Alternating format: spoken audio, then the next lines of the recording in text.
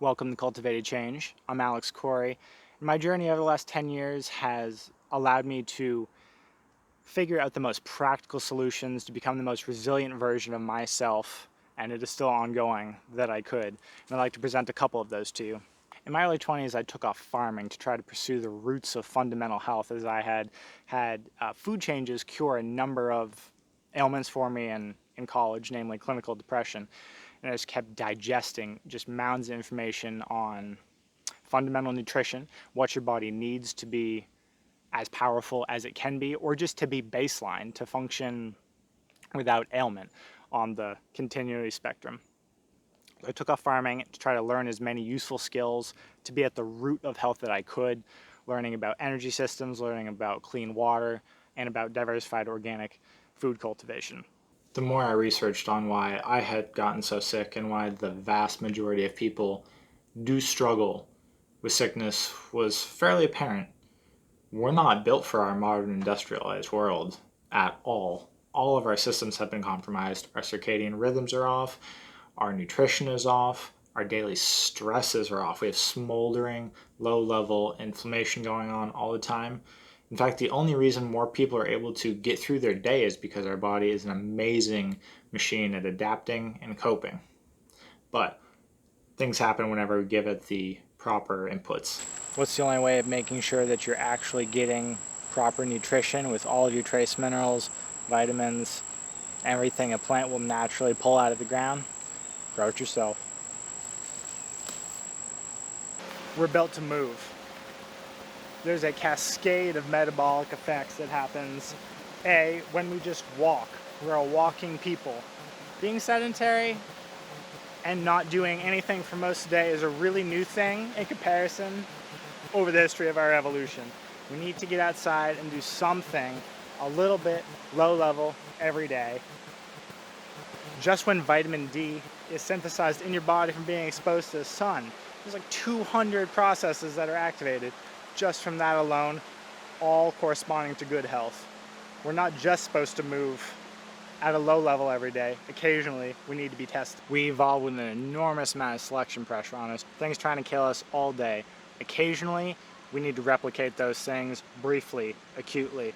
High intensity, high stress events that unlocks genetic sequences that we never touch sitting all day.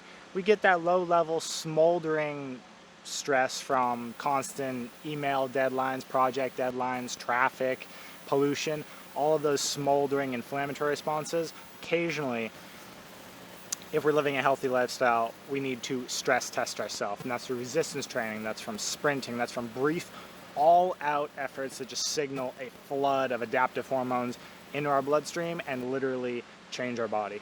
We also have forgotten to recover. I was never taught about the power of breath work or meditation in school. Were you? Our basic human operating system has triggers that will activate our parasympathetic nervous system, calm everything down, squelch cortisol, and it's as simple as getting back out into nature. Sensory perception enhances, everything else quiets down. Just meditating for 20 minutes a day, changing the types of brain waves flowing through you, changing the hormones flowing through you, sleeping, a actual deep restorative sleep where you're hitting all the cycles.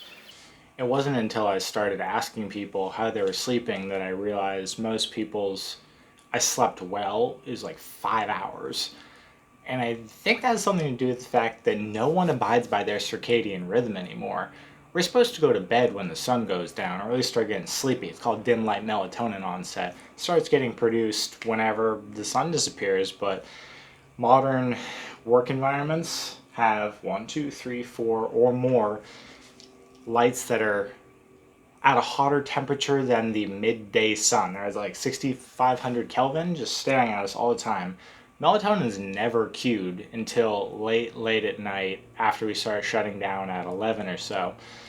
Sleep hygiene is crucial to recovery. The field of epigenetics has revealed that the information you consume and the environmental stimuli you give to your body literally change you. They will unlock code not yet activated in your DNA that almost makes you a superhuman version of yourself, proving to everyone that things we didn't think were possible are in fact the basis of most of our biological existence. So today, I have continued my food cultivation practice, and now I help others with finding the same growth mindset that has helped me get through depression and get through all the skill acquisition. I help people move. I help people lose weight or gain weight if they so choose, like myself. I'm on a weight gaining because I'm an ectomorph.